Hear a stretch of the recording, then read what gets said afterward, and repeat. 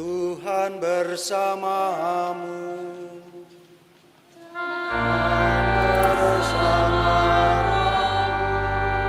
Inilah Injil suci menurut Santo Yohanes.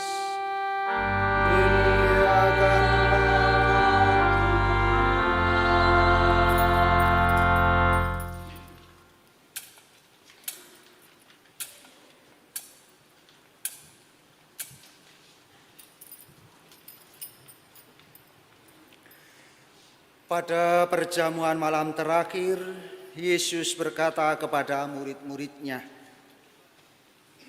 "Jikalau kamu mengasihi Aku, kamu akan menuruti segala perintahku. Aku akan minta kepada Bapa, dan Ia akan memberikan kepadamu seorang penolong yang lain, supaya Ia menyertai kamu selama-lamanya. Jika seseorang mengasihi Aku, Bapa-Ku akan mengasihi dia, dan kami akan datang kepadanya dan diam bersama-sama dengan dia. Barang siapa tidak mengasihi Aku, ia tidak menuruti perintah-Ku. Dan firman yang kamu dengar bukanlah daripadaku, melainkan dari Bapa yang mengutus Aku. Semuanya ini kukatakan kepadamu, selagi Aku masih bersama-sama dengan kamu. Tetapi penghibur, yaitu Roh Kudus, yang akan diutus oleh Bapa dalam namaku, Dialah yang akan mengajarkan segala sesuatu kepadamu dan akan mengingatkan kamu akan semua yang telah kukatakan kepadamu." Demikianlah sabda Tuhan.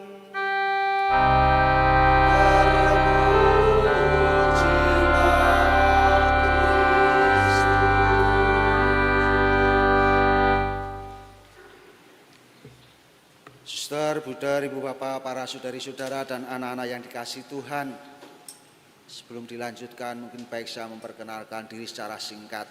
Saya Romo Heribertus Suprihadi yang saat ini bertugas di Paroki Santa Maria Mater Dei Bonoharjo, Kulon Progo. Saya yakin belum banyak yang mendengar tentang Paroki Bonoharjo. Paroki Bonoharjo ditetapkan oleh Bapak Uskup sebagai paroki baru akan 2 tahun ini, tepatnya pada tanggal 15 Agustus 2023, dan baru akan merayakan ulang tahun yang kedua. Maka kalau kami dari Paroki Bonoharjo datang ke kota baru ini, itu ibarat cucu sambat kepada simbahnya. Karena Paroki Bonoharjo itu adalah hasil pemekaran dari Paroki Wates di Kulon Progo, dekat bandara. Dan Paroki Wates dulunya adalah pemekaran dari Paroki Kota Baru. Maka kalau kami anaknya Wates, Wates itu anaknya Kota Baru, maka kami itu cucunya Kota Baru. Maka kami datang ini sambat kepada simbah. Sebelum masuk tadi Bapak Ibu sudah menerima selebaran atau kartu tentang paroki kami yang baru 2 tahun ini menjadi paroki, dan gereja kami sudah dibangun sejak 4 tahun yang lalu, namun juga belum selesai sampai sekarang. Pada waktu itu Bapak Uskup menetapkan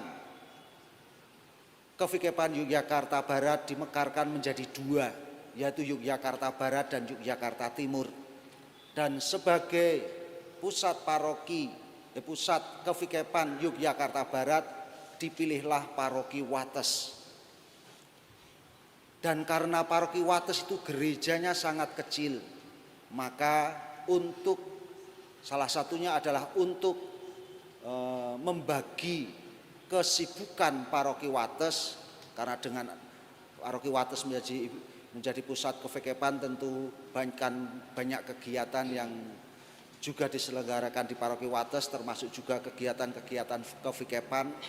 Maka pada waktu itu Bapak Uskup memutuskan supaya paroki Wates juga dimekarkan menjadi 2, sekaligus juga untuk memperhatikan dan mengembangkan gereja-gereja di sisi barat selatan Yogyakarta berbatasan dengan Keuskupan Purwokerto.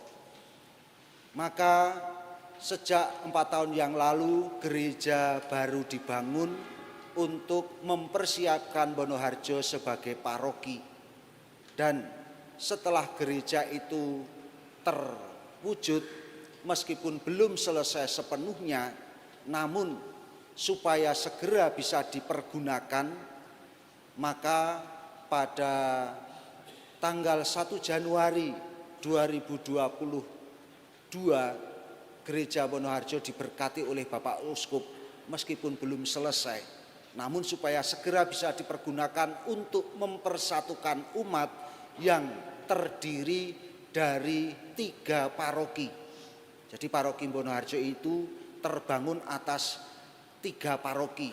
Sebagian dari paroki Wates, sebagian dari paroki Sedayu, Santa Teresia Sedayu, wilayah Sentolo, dan sebagian dari wilayah paroki Santo Yakobus Kludran atau Bantul, yaitu wilayah Brosot. Dari petilan-petilan 3 paroki inilah dibangun persekutuan dengan adanya gereja yang baru, dan setelah dirasa oleh Bapak Uskup siap untuk ditetapkan sebagai paroki, maka pada tanggal 15 Agustus 2023 yang lalu Bonoharjo ditetapkan sebagai paroki sambil tetap menyelesaikan pembangunan gerejanya yang sampai hari ini masih dikerjakan. Maka kami berterima kasih kepada Romo Paroki bersama segenap Dewan Pastoral Paroki Santo Antonius Kota Baru ini yang memperkenankan kami menyelenggarakan Ekaristi di Gereja Kota Baru ini, dan juga mengikhlaskan kolekte keduanya untuk penyelesaian gedung gereja kami. Maka nanti kalau kolekte kedua silahkan ditambah. Tidak perlu banyak-banyak, yang merah-merah saja. Karena selama saya hampir 2 tahun di paroki Bonoharjo, hampir tidak pernah, bahkan mustahil saya itu melihat kolekte yang warnanya merah di paroki Bonoharjo. Maka harapan kami nanti saya pulang melihat, wah kolektenya abang-abang, supaya menjadi penghiburan bagi kami di paroki Bonoharjo. Nah, Ibu Bapak, para saudari-saudari yang dikasih Tuhan, hari ini kita merayakan Hari Raya Pentakosta. Sebagaimana saya ungkapkan di depan tadi, kita bersyukur atas karunia Roh Kudus yang mempersatukan kita semua. Hal ini kami alami di paroki Bonoharjo yang terbangun atas 3 paroki. Meskipun gereja itu menjadi sarana untuk mempersekutukan dan mempersatukan kami, namun kami sungguh sangat menyadari bahwa bukan semata-mata gedung gereja yang mempersatukan kami sebagai paroki, tetapi roh yang sama, Roh Kudus yang telah kami terima, itulah yang mempersatukan kami sebagai paroki yang semula tidak saling mengenal karena terdiri atas 3 paroki yang semula tidak saling pernah berinteraksi. Tetapi kini kami harus menjadi satu keluarga, menjadi satu paroki. Dan itu semua adalah karunia Roh Kudus yang telah mempersatukan kami sebagai satu paroki baru. Dan karunia Roh Kudus itu pula yang telah mempersatukan kita semua, seluruh umat Kristiani dimanapun berada. Sebagaimana dikisahkan dalam bacaan pertama tadi, orang-orang dari berbagai bangsa, orang-orang dengan berbagai bahasa, dipersatukan oleh Roh Kudus sehingga mereka mengerti apa yang diwartakan oleh para rasul karena mereka menerima roh yang sama.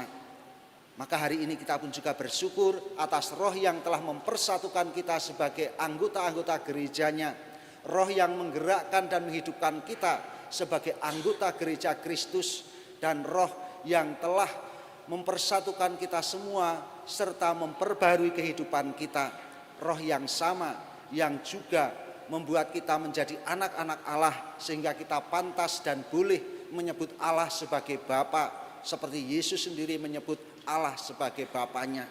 Maka kita bersyukur atas karunia Roh Kudus yang telah mempersatukan kita semua, dan bersama dengan gereja dimanapun berada kita sungguh bersyukur berkat karunia Roh Kudus ini gereja Tuhan telah dibangun, gereja Tuhan telah mempersatukan kita semua, dan gereja Tuhan mengundang kita semua untuk ambil bagian dalam karya pewartaan, sebagaimana Roh Kudus menggerakkan para rasul untuk bersaksi, sehingga semua orang boleh bersatu dalam gerejanya. Maka melalui kesaksian hidup kita, melalui Roh Kudus yang telah menggerakkan kita, kita mohon agar kita pun boleh bersaksi, mewartakan kasih Tuhan, mewartakan kebaikannya dengan bahasa kita masing-masing, dengan cara kita masing-masing, agar semua orang akhirnya mengenal Kristus dan percaya kepadanya. Kemuliaan kepada Bapa, Putra, dan Roh Kudus, seperti pada permulaan, sekarang, selalu, dan sepanjang segala abad. Amin.